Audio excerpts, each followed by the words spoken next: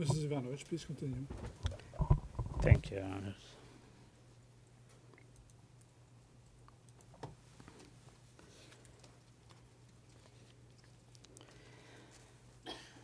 Mr. Hadžić not have the authority as president of the SBWS government to nominate or dismiss any minister. Rather, the president, the SBWS government, and its ministers were responsible to the assembly that elected them.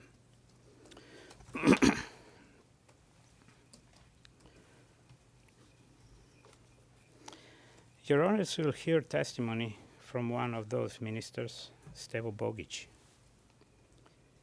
who will tell you that the so-called Serbian national security guarding the government's premises in Erdut was not and never was subordinate to Mr. Hadžić.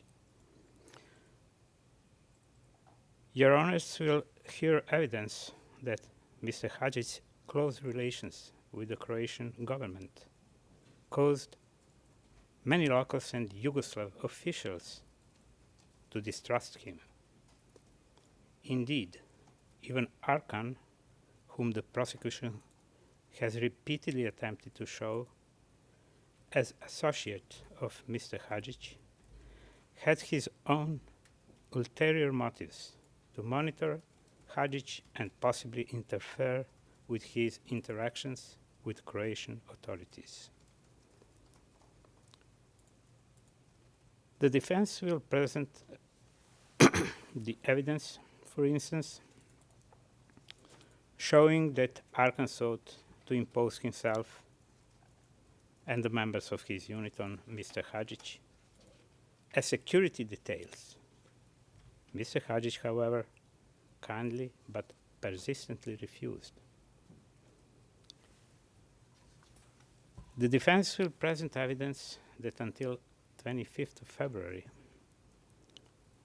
Mr. Hadžić was not superior to any part of the Serb forces listed in the paragraph 11 of the indictment.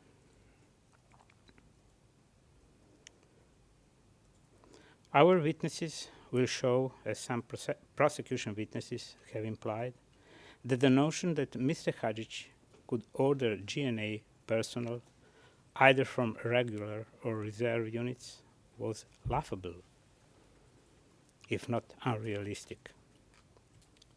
Nor did his position afford him the authority to control the police or the TO units in the RSK, let alone in Serbia. Nor would his position afford him even the remotest authority to command volunteers, such as Serbian Volunteer Guard from Serbian Radical Party, White Eagles, Dušan Silni, Scorpios, or the others.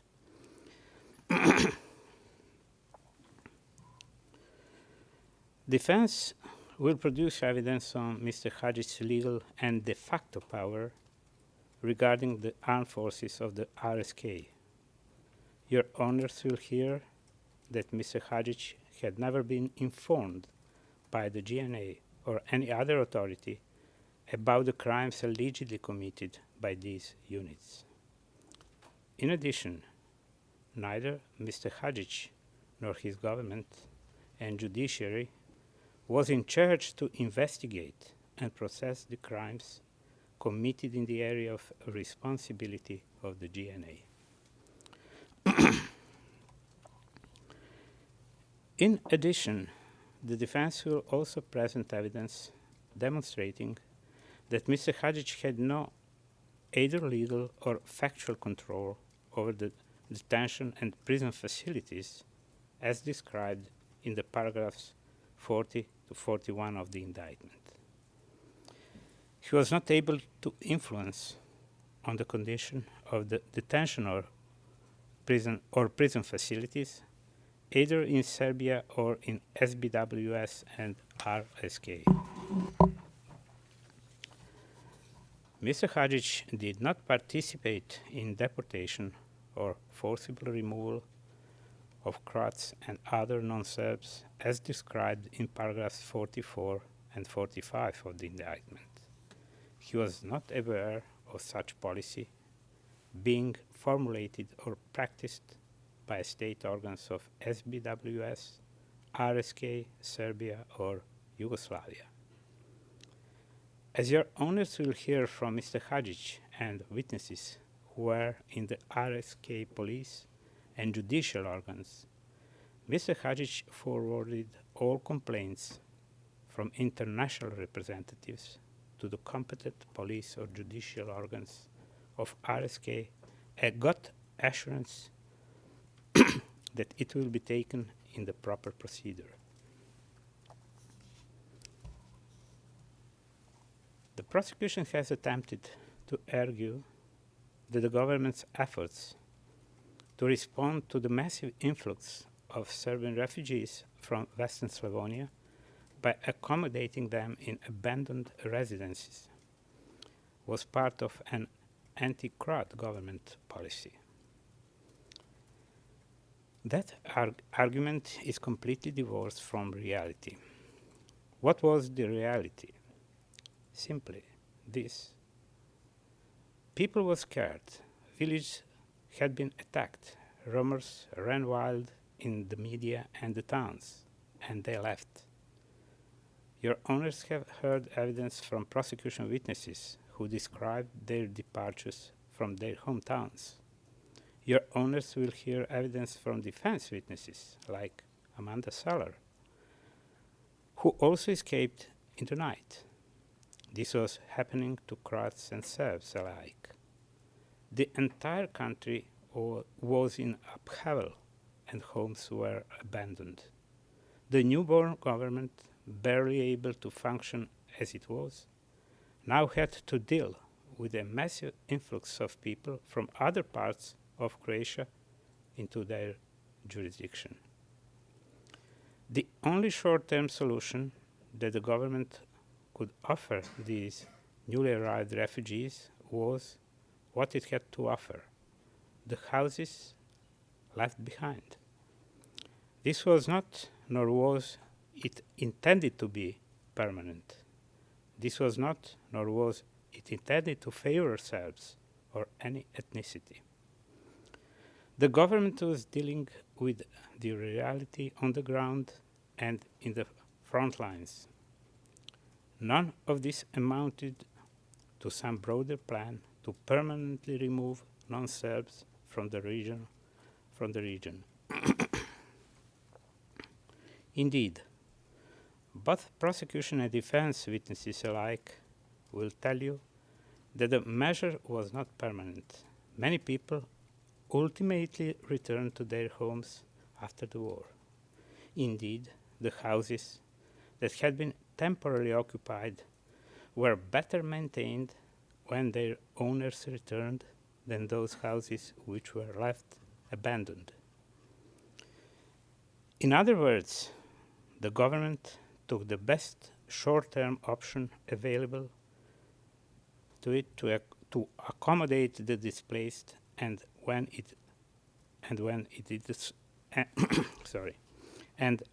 it did so, the outcome was better than if they had done nothing at all. These refugees would ultimately be ordered by the GNA itself to leave those accommodation later. Your Honors, it concluded my opening statement. Thank you.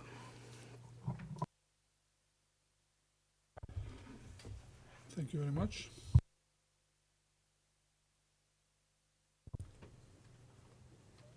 Mr. Hadžić, you have the floor for your 84 bis statement.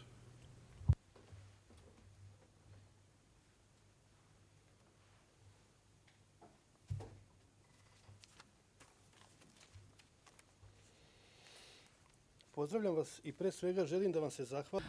I would like to greet you and first of all to thank you for allowing me to address you.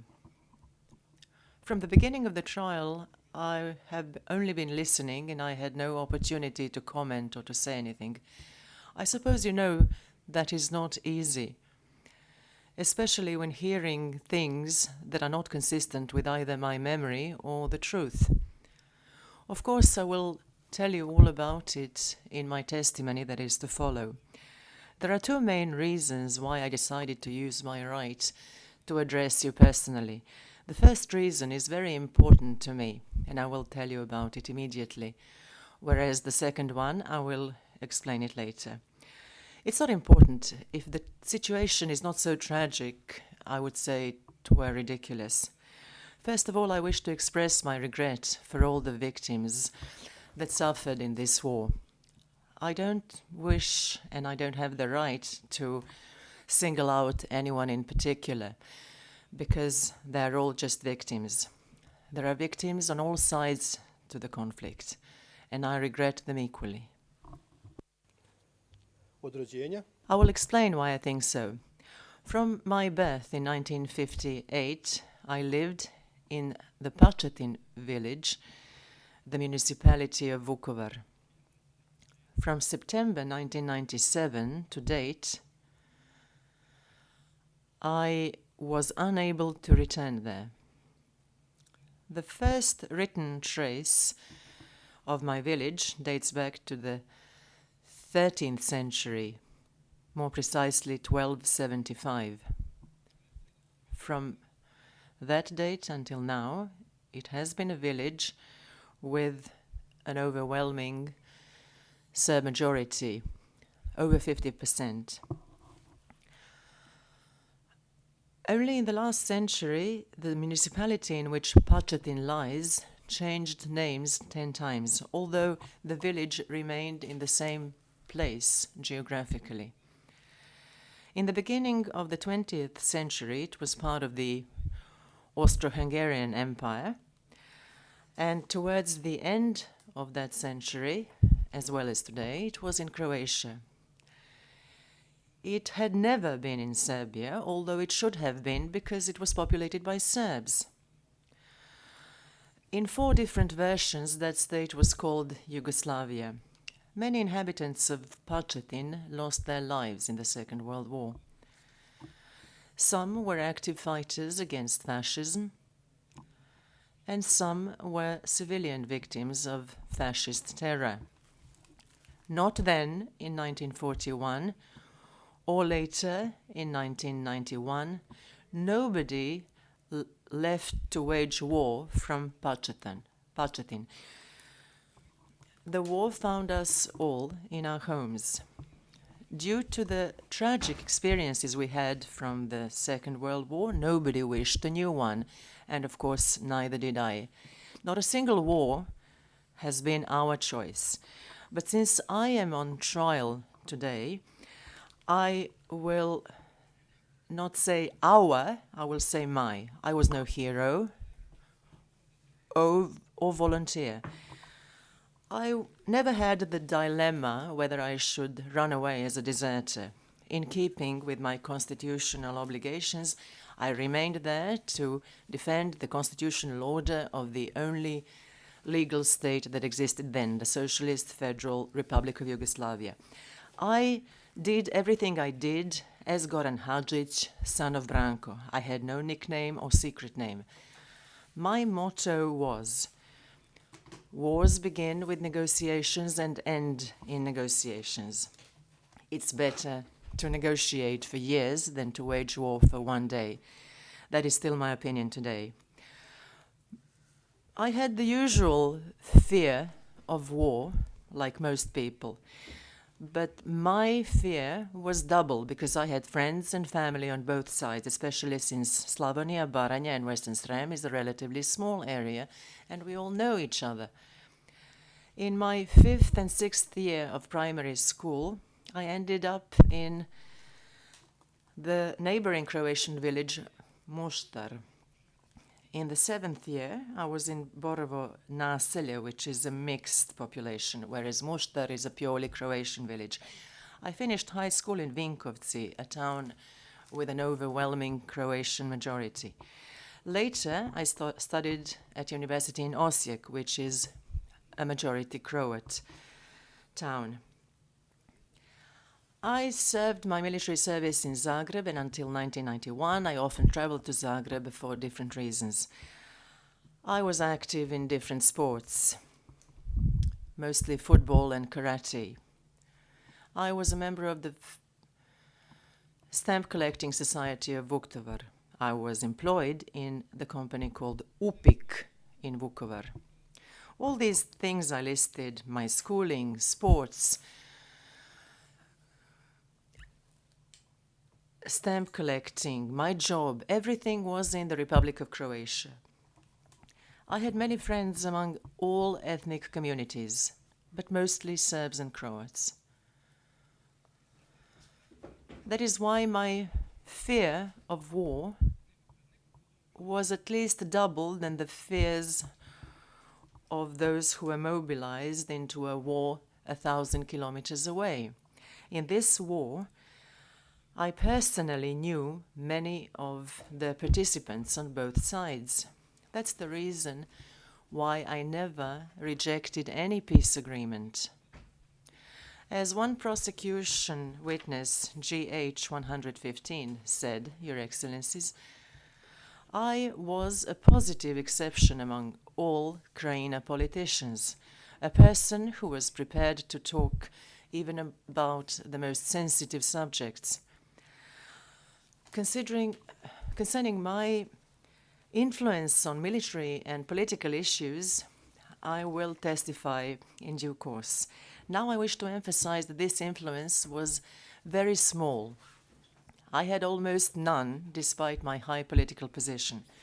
I read somewhere that one of the most important rules in history, when history covers an event, it has to take into account the time and the circumstances when the event happened. The same applies to the science of law. I am not a robot who could weigh every word he pronounces, nor am I a great mind or legal expert, so as to be able to know at any given moment whether the information I have at my disposal is 100% accurate,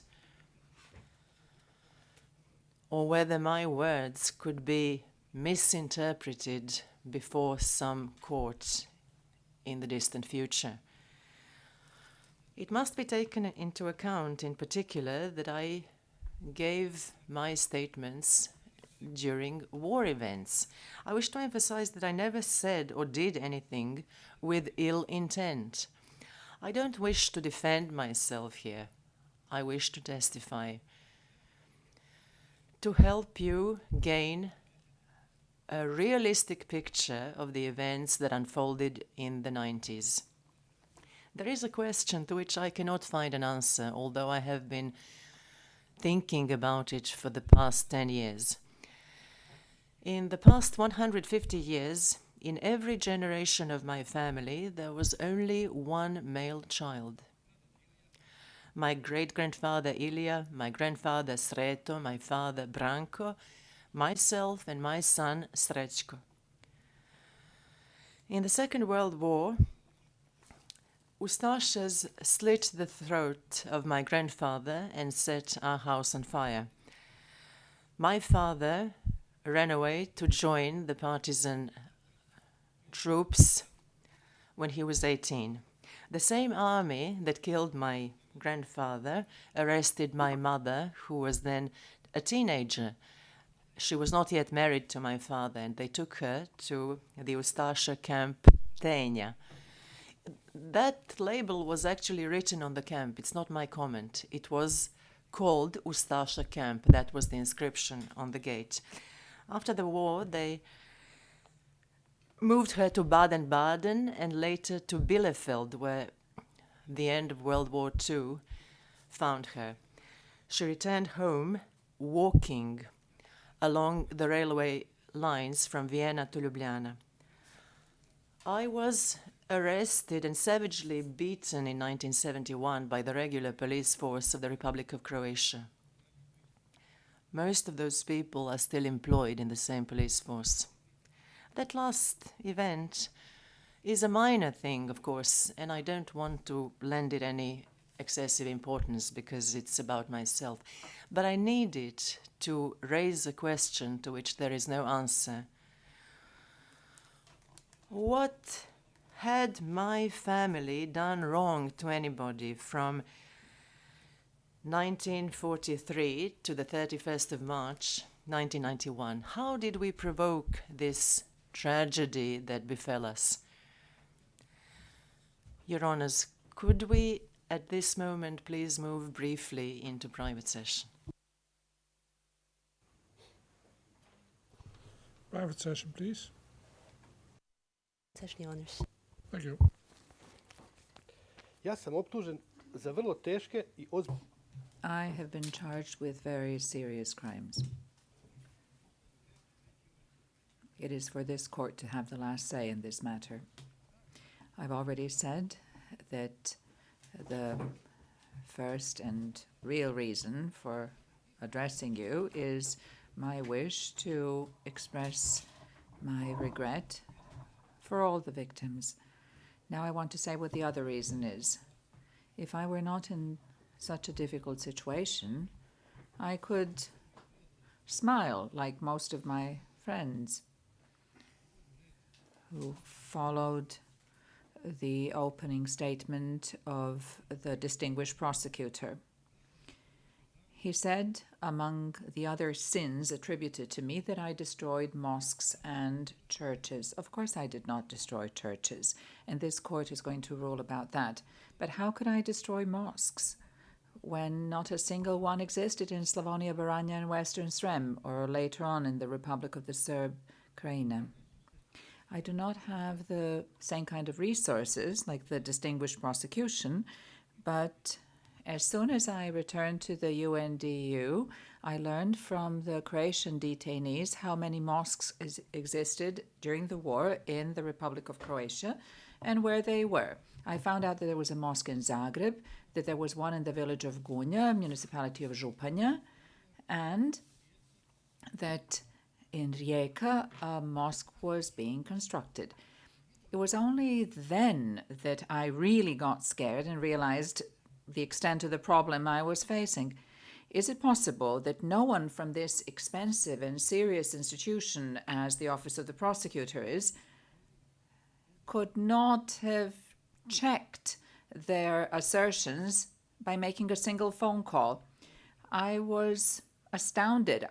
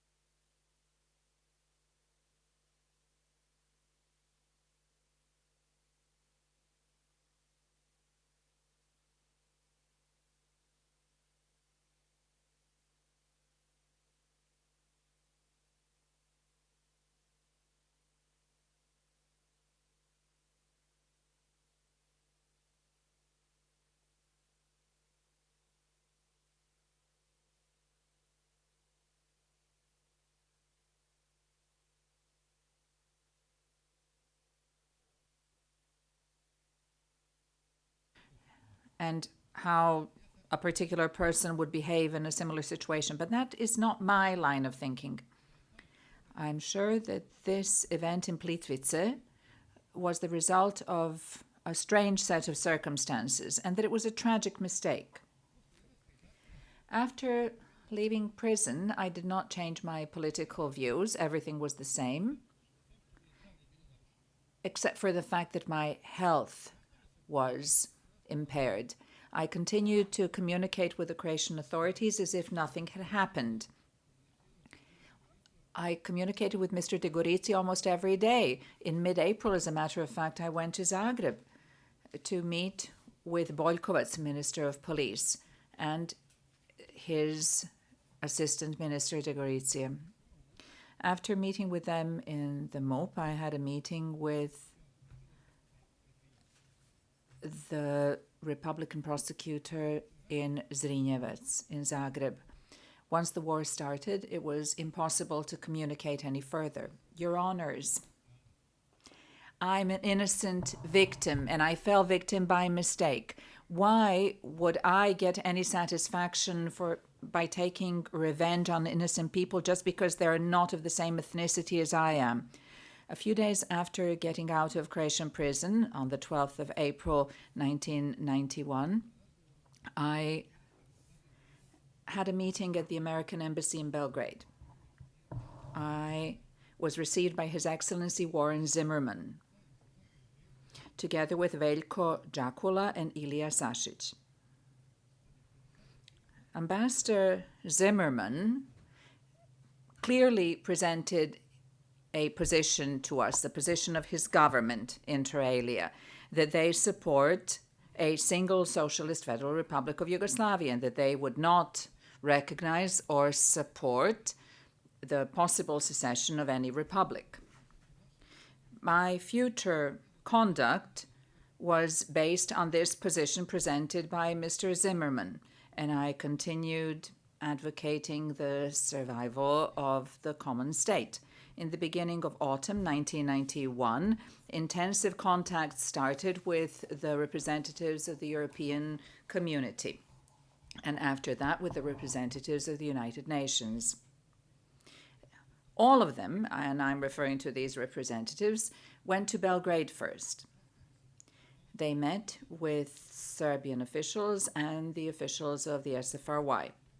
After that, meetings were scheduled for me through the secretary of President Milosevic. These meetings were held in Belgrade, either in the presidency of Serbia or in the residences of the government of Serbia. For example, as for meetings in The Hague and Paris, we went there on the plane of the government as agreed upon by Mr. Milosevic and Mr. Henry Vainans. Perhaps the meetings with representatives of the United Nations, Mr. Goulding and Mr. Cyrus Vance, are an even better example for this. I met with them in the presidency of Serbia, in the same building where the office of Slobodan Milosevic was. The Vance plan was signed by official Belgrade on our behalf. As for that plan, it directed us to Belgrade because Serbia was supposed to be one of the guarantors of the implementation of this plan. This was a peace plan of the United Nations. The same organization established a court, and this court has indicted me for contacts with Belgrade, Slobodan Milosevic above all. And they are the ones who asked me to go and meet with Milosevic. I did not have any secret contacts. I did everything in public. As for all my meetings, both with the representatives of the international community and with the representatives of the federal state, the Republic of Serbia and the autonomous province of Vojvodina, I informed the members of the government about all of that regularly. I would like to take this special occasion that you have given me to give a comment with regard to something that the distinguished prosecutor said in response to the 98 bis submissions. Inter alia, he said that the fact that Goran Hadžić accepted the Vance plan, and that is a peace plan, stands, but he says that he did it out of his own interest. Every day through the media, one can hear that certain states or certain peoples do something that is in their interest. The latest example are the developments of the Ukraine. Both parties there speak of their own interests, but there is a third party and a fourth party that has appeared there defending their own interests. Amazingly enough, there are even threats to use weapons if all of that does not work. I don't think that is illegal. I'm not trying to say whether this is a good thing or a bad thing, whereas it is held against me that I accepted this peace plan in my own interest. In whose interest was I supposed to accept this peace plan? I think that this kind of thinking would have surprised even George Orwell if he were alive. Quod licet Iovi non dicit bovi. An ox cannot do what Jupiter can do. I do not divide peoples and nations into oxen and gods. All are the same as far as I'm concerned. I'm grateful to them for having brought in GH28 as a witness. And through that person, I found out that the state of which I'm a citizen established a military commission for cooperation with the tribunal.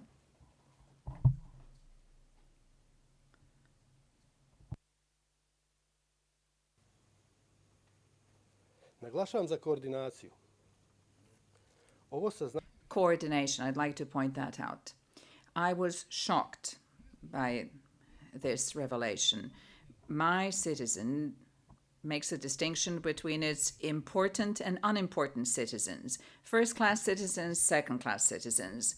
An official commission is concealing evidence, coordinating false testimony, threatening witnesses, and persuading them to give false testimony. In some previous proceedings and trials, the prosecution called this its right name. In this case, they behaved differently, and they are supporting a thesis against which they were in the first place. We all had the opportunity of hearing part of the transcript from another case, and the prosecutor asked the defense counsel whether he really believed that this government, meaning the government of the SAO Slavonia Baranja and Western Srem, had any kind of influence, clearly alluding to the belief of the prosecution that the government did not have any power. Now, this same institution is actually supporting the defense from the Vukovar trial, as if this were a football game. So tactics are changed from one game to another.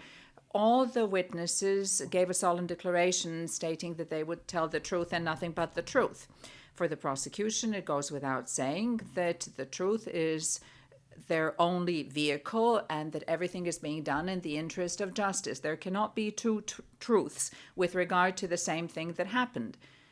Believe it or not, in the Dukmanovic case, the prosecution had a third thesis as well, or rather that was their first case, and that was different from the other two cases. Different from this case, namely, and the Mrkšić-Radić-Livančan case. U nekakvoj hipotetičkoj situaciji, in some hypothetical situation, had I had the opportunity to influence military operations, there are 3 villages that are the very last anywhere in the world, and those the very last ones that I would attack. That is Torinci, Nuštinci, and Marinci, my neighboring villages.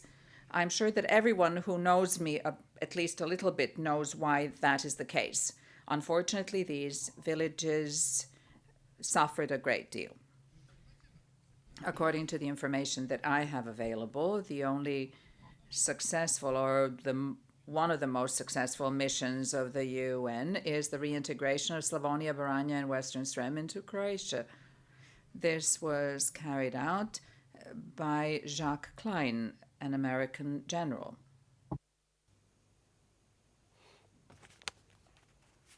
bez lažne skromnosti, Without any false modesty, I wish to point out that this success could not have been achieved, and not to such an extent, without the contribution made by my associates and myself.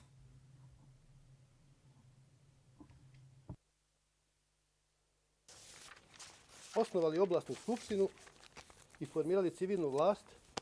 We established the civilian authorities and the police, and we stayed with the people all the way up until 1996. As opposed to the well-known things that happen in the Western Krajines, the people in Slavonija, Baranja, and Western Srem had a choice to leave or to stay.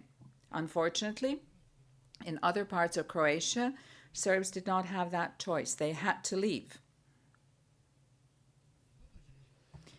As for what happened in 1991 all the way up until 1993, I was accused of all of that in 2003, 11 years after the tribunal was established. I am a lay person, legally speaking, so I have no explanation. If all of that is correct, everything that the distinguished prosecutor has said about me, how come it was made possible for me to live freely for 11 years? Is somebody supposed to be held accountable for that?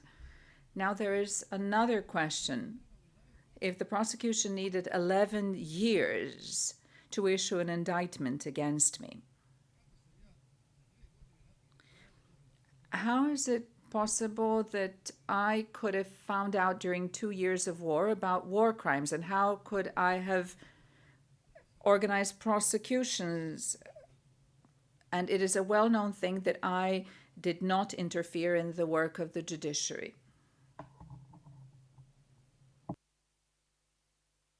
If the allegations contained in the indictment are correct, that I ordered the destruction of Croatian towns and villages, expelled Croats from their homes, ordered and organized the killing of civilians and detainees, how is it possible that my parents stayed on in Croatia and lived in Croatia for 9 years after reintegration, and my sister and children visited them every weekend regularly? And finally, if anything is correct in this indictment against me, how is it possible, if my conscience is not clear, that my wife and my daughter live in Croatia to this day? Thank you, Your Honors. Thank you, Mr. Hadžić.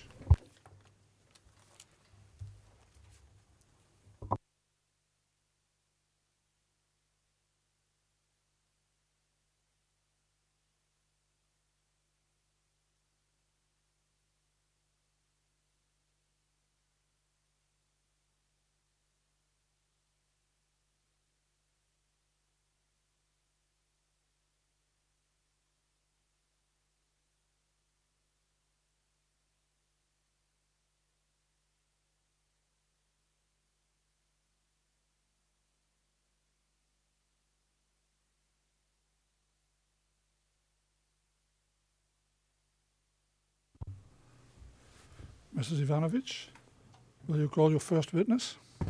Yes, Your Honors. Our first witness is Goran Hadžić. Thank you.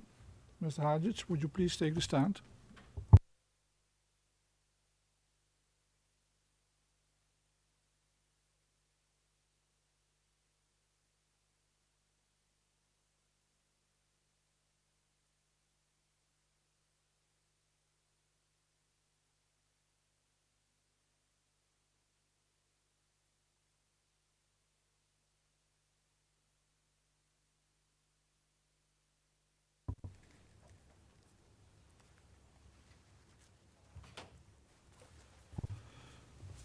Mr. Hadžić, could I ask you to state your name and date of birth for the record, please?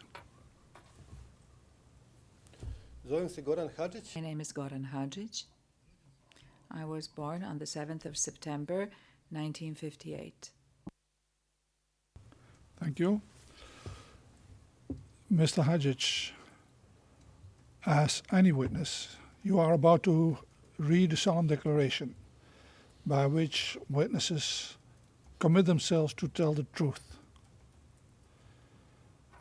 I need to point out to you as well that the solemn declaration that you are about to make does expose you to the penalty of perjury should you give misleading or untruthful evidence to this tribunal. Could I ask you to read the solemn declaration now? Svečano izjavljujem I solemnly declare that I will speak the truth, the whole truth, and nothing but the truth.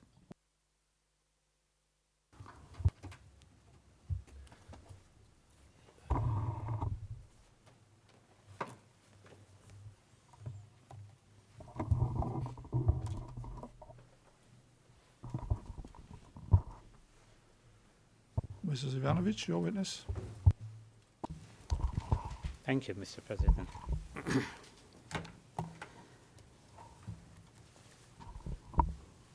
Gospodine Hadžiću, Mr. Hadžić, I'm not going to introduce myself to you, and you have already stated your name and surname and your date of birth. So my first question will be, where were you born? Answer, I was born in Vinkovci in the Republic of Croatia. Question, where did you live after you were born? Answer, in the village of Pačetin, which is about 10 kilometers away from Vinkovci.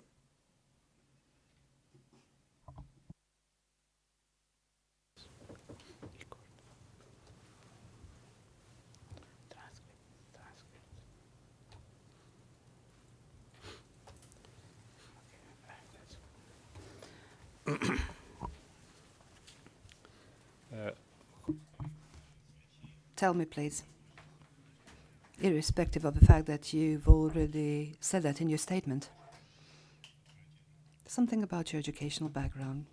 Answer, I attended a grammar school in Vinkovci and I studied economics in Osijek. I did not graduate. I only graduated later in Novi Sad, not in Osijek. da li ste bili Question, were you employed? If yes, where were you employed? Answer, I started working in 1983 in Vupik in Vukovar, which is an agriculture company. I worked in my own village, Pačetin.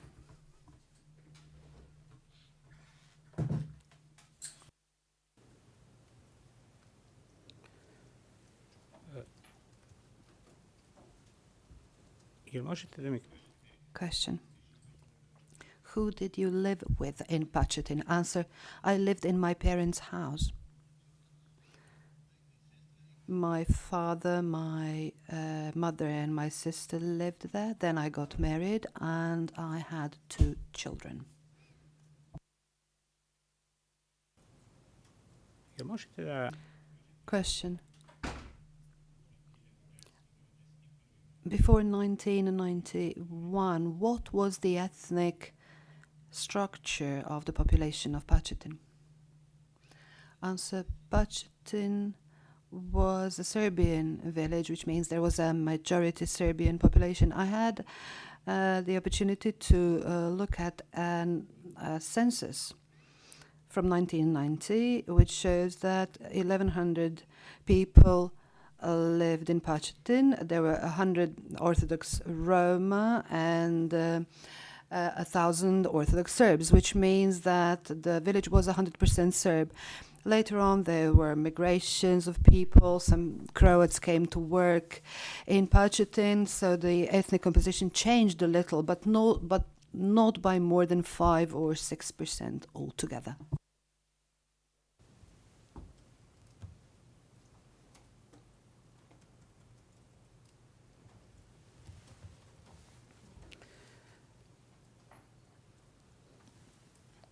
jel možete da Question, can you please tell us something about the inter-ethnic relations in Pačetin?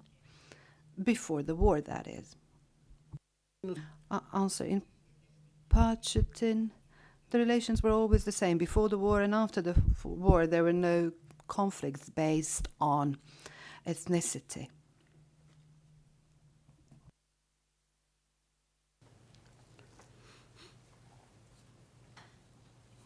Možete li Question.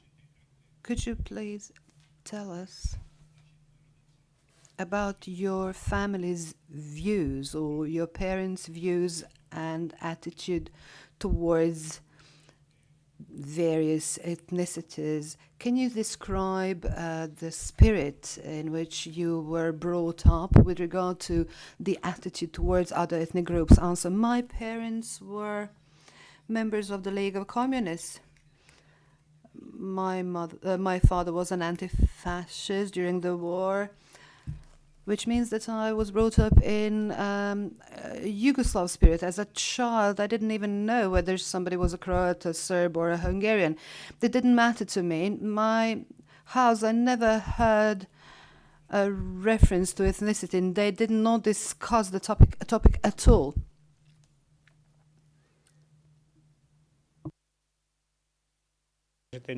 Question. When you said that you did not hear anything of that kind, what do you mean? Answer. I apologize. I was not clear enough. I did not hear anything about ethnicity, about somebody being referred to as a Serb or a Hungarian or a Croat. There were no comments to that effect. I was brought up to consider every human being a human being, and that was the extent of it, nothing else. A možete li da mi kažete Can you tell me, when did you become aware of ethnic differences that existed either in Pachitin or in the general area? Answer. Since I went to the elementary school in Pachitin for 4 years. Pachitin is a small village, so that there were no 8 grades. Our school was a branch school of the larger school in Nuštar, which is a Croatian village. Before the age of 10 or 11, I did not have any information whatsoever that would make me think of ethnic differences. When I first arrived in Nuštar, I encountered some differences for the first time, but that was because children in Nuštar went to church and we didn't. Their parents were smarter in a way, if I may put it that way. They were not communists, and they brought up their children in a better way, in the way that I bring up my children now. They went to church, and that's when I noticed some differences between us, but I did not pay much attention to all that. Šta se dešavalo kasnije? Question. And later on, what happened? Answer. When I completed elementary school, I enrolled in a grammar school in Vinkovci. Vinkovci had a Croatian majority. There were about 90% Croats and about 10% Serbs, and that was also the ratio in the grammar school. By then, I already became aware of ethnic differences, but I did not have any problems with Croats or vice versa. I believe that I had more friends among Croats than among Serbs. I'm talking about my grammar school time. Question. I'm now going to show you a map.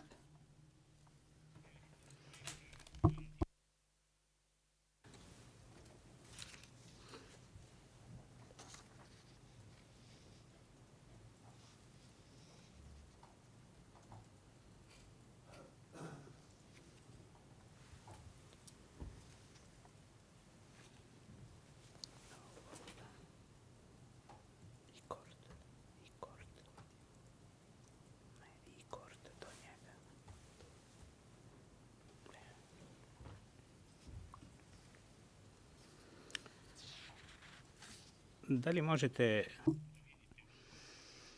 Please look at the map. Can you see the village of Pachitin there? Answer. Yes, I can.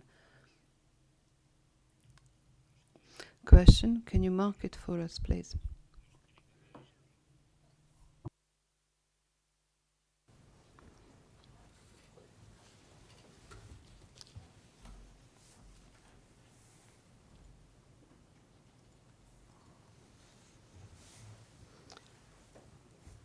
Da li se na ovoj mapi možda vidi Nuštar? Can you also see Nuštar in this map, the village of Nuštar?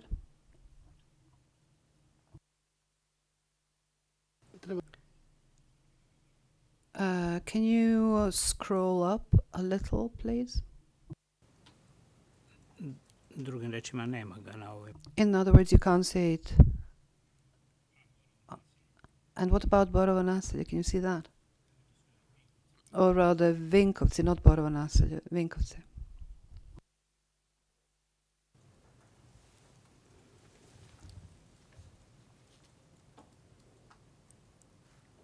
Ja ne vidim No, I can't see Vinkovci. If you can't see Nuštar, you can't see Vinkovci because they're very close, the two. Question. And now Borovo naselje, can you see that? Answer. Borovo naselje is close to Vukovar. You actually can't see the words spelled out, but the streets marked in yellow, all that is Borovo naselje. For example, Trpinska cesta. Question, can you put a circle around all that? Put A next to the village of Pachutin, and then when you make the second circle, can you put a letter B next to that?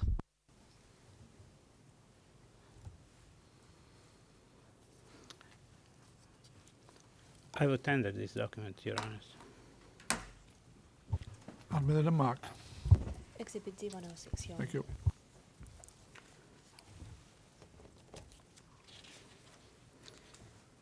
Možemo li sada pogledamo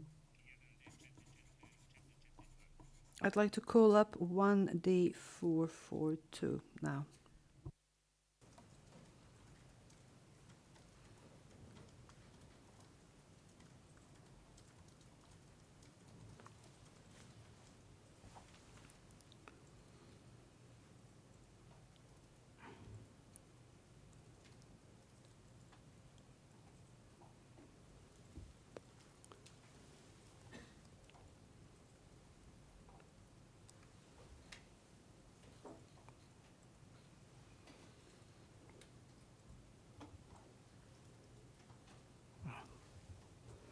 Thank you. Ovdje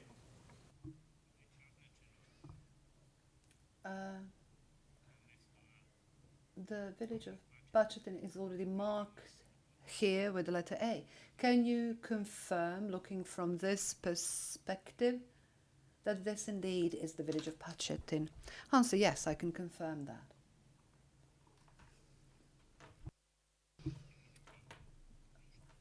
Can you see Nuštar here? Answer, yes, I can.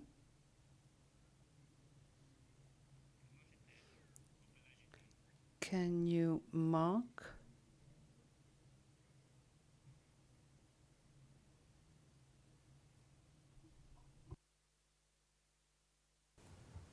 možete staviti slovo. And put a letter B next to that. Recite mi, jel na... Can you see Vinkovci on this map? Answer again. The image should be scrolled up just a little because Vinkovci is south of Nuštar. Question, we don't have to do that. Answer, they are very close to each other. Vinkovci is only about 5 kilometers away from Nuštar. Sorry, Mrs. Ivanovic. I would tender this document as well. Admitted and marked. Exhibit D107. Thanks.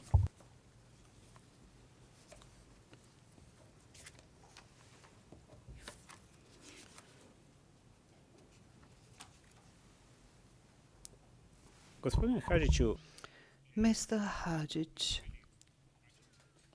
while you resided in Pachutin, in addition to your regular work, did you have any hobbies? What were your pastimes? What did you do in your leisure time? Answer. Kinology was my great love. I trained dogs, I raised dogs, and also I played football in Pacetin. And then in the grammar school, I started training karate. I continued in Vukovar and in Osijek.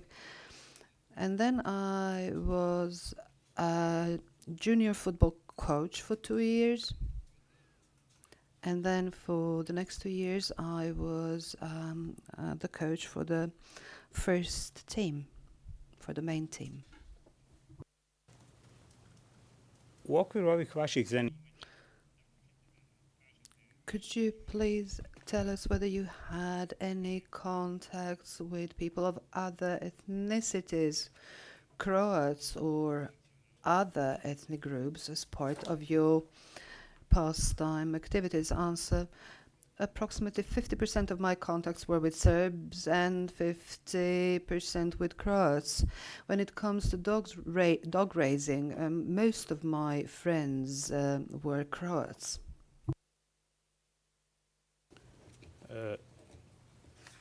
Kakvi su odnosi vaši bili? What was your relationship with? Answer: we were on friendly terms. I never had any conflicts with anybody. I've never had, up to this day, any conflict with anybody.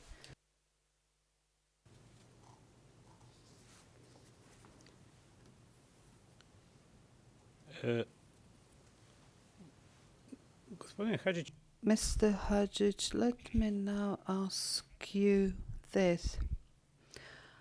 How long have you sported a beard? When did you start growing a beard? Answer: after the democratic changes, I was a member of the SDP, which was Račan's party. In the second round of elections, when the HDZ won the elections, in protest I stopped shaving my beard. So that was in 1992, in the month of May. But only in the summer of 1990 that beard became a visible feature on my face. Before that, it was not very prominent. Question: I have some photos of yours here. So could you tell us at least approximately when these photos date back to?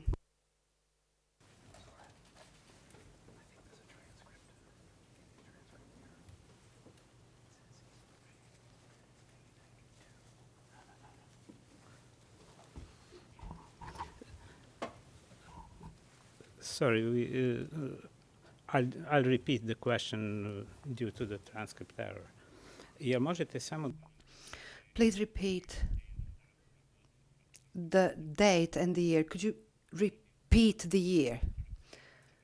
When did you start growing a beard? Answer: I started growing a beard on the 6th of May, 1990.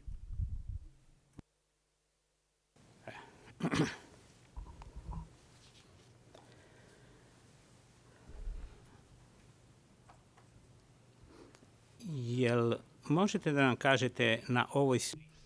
Look at the photo, please. Who are you with? Answer: